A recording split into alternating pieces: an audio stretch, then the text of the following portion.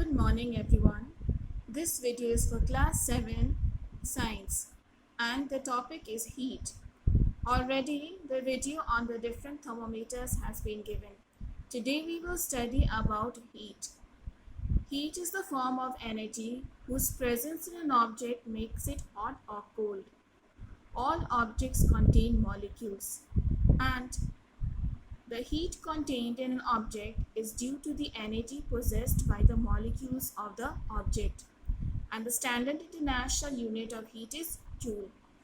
So all objects, whether hot or cold, contain heat.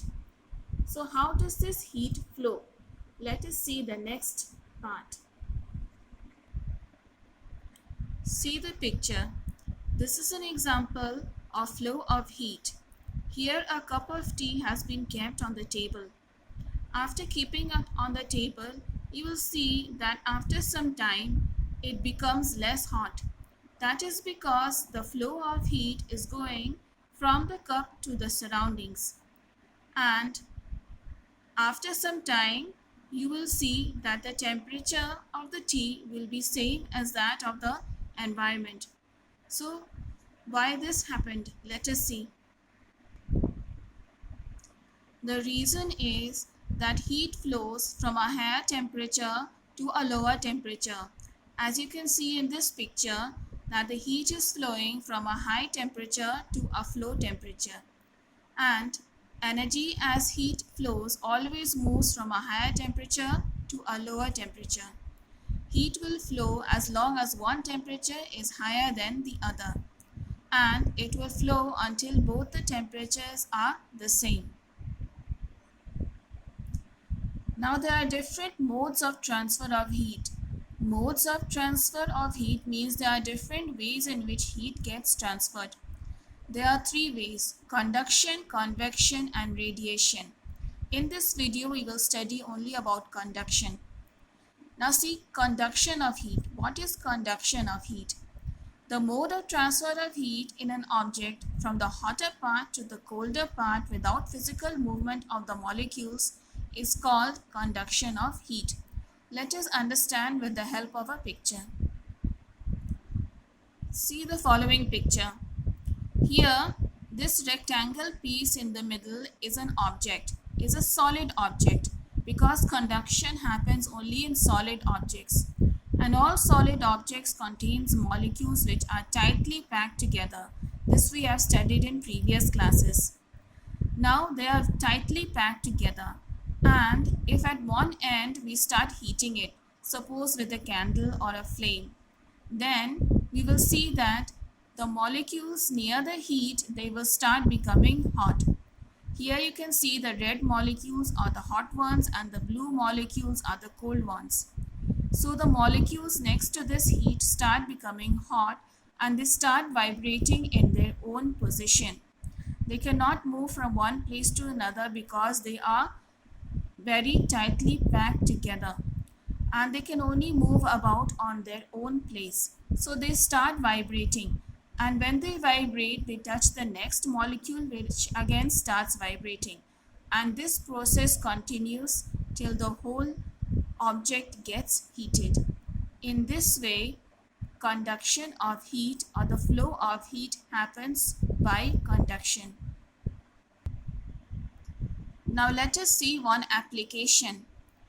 Every day when you go in the kitchen, you must be seeing your mother heating a pan or a saucepan.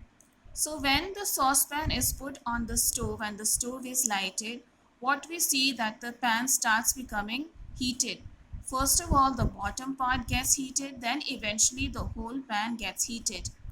So in this way, by conduction, the pan gets heated.